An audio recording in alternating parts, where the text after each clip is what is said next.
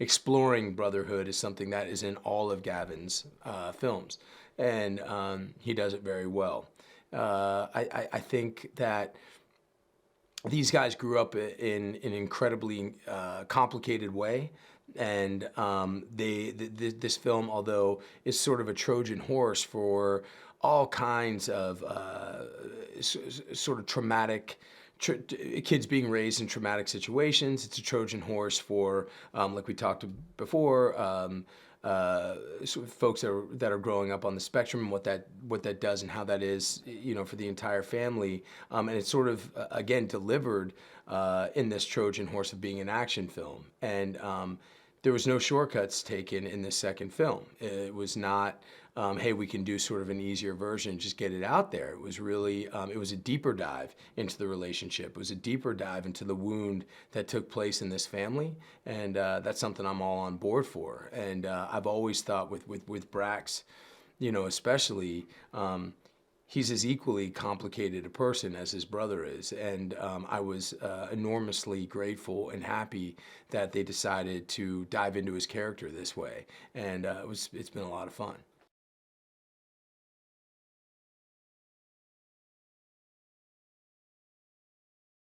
The way these guys work, I mean, the way Gavin works and the way Bill works, and like I said, I know them both. They are not people who, there's nothing sloppy about them. There's nothing, they do not take the easy way out.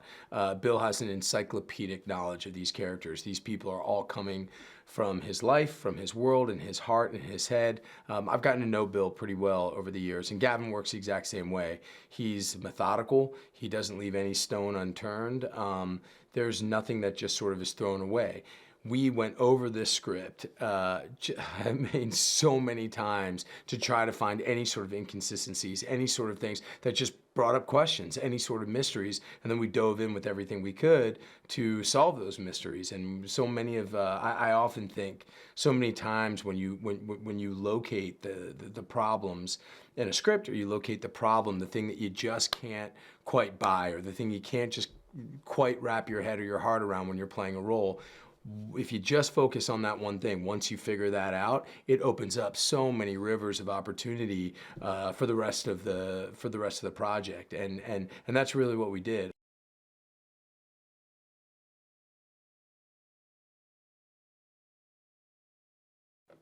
And truthfully, with Brax, he's lived his entire adult life, the majority of his life, looking only at he like so many of us are. They live in response to their main wound, the main wound of their life, and the main wound of Brax's life is his brother sort of rejecting him and losing contact with him. That was his one person, and honestly, I think for Brax, when he sees how committed Chris is, his brother, to Ray and to figuring this thing out, I think he's hurt by it. I think he doesn't understand it. If you're so committed to this guy, how come you haven't been committed to me? And there's a real protective narcissism, I think, that he has, and he's sort of unable to see anything outside of that until he does. And again, that's sort of where these characters evolve, and that's where there's these characters that have such a sort of colorful and rich history together.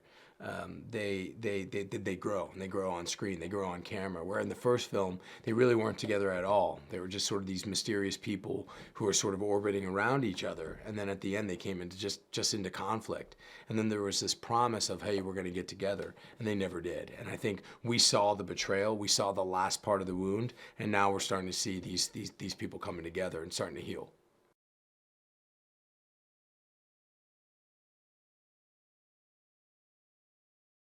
It's great to be with Ben. I mean, it's just great, and yeah, I think we were able to bond on this one. Last time we didn't spend that much time with each other, but we really did on this, and we really got close, and he and I just had sort of an ease and a rapport right from the jump, both on screen and off, and I'm really grateful for it. I admire him so much.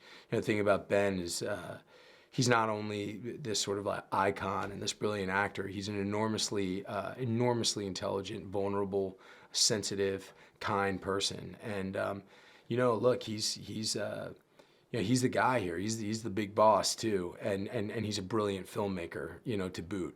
And I've been blown away with his ability to sort of temper himself and let everybody kind of do their thing, and him just sort of settle into the role of being the lead actor, not the studio head, you know. And it's been really, but also at times to sort of step in and say, hey, this is what sort of needs to be done here. I think he's done it with elegance, and I think he's done it with grace, and I have enormous respect for him.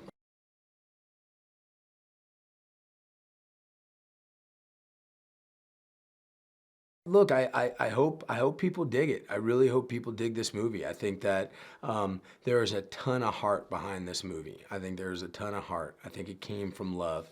I think again, there's no shortcuts on this film. I think that it's a sequel, but it's also a standalone film.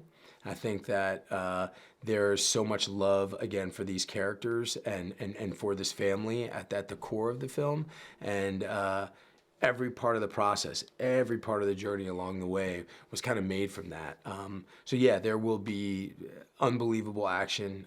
There will be heart-wrenching scenes and heart-wrenching stakes. And we will get behind the mission of the film. The sort of puzzle-like quality of the first film, trying to figure it out, I think it's there to a certain extent, but this one is so much more down and dirty. It's so much more about the emotions and the connections and what these characters want. But I think you'll see that. I think that's the biggest takeaway. I think you're going to see that this story is so much more about it. There's just so much more heart in this version, and I think people are going to dig it. Just trying to find my way.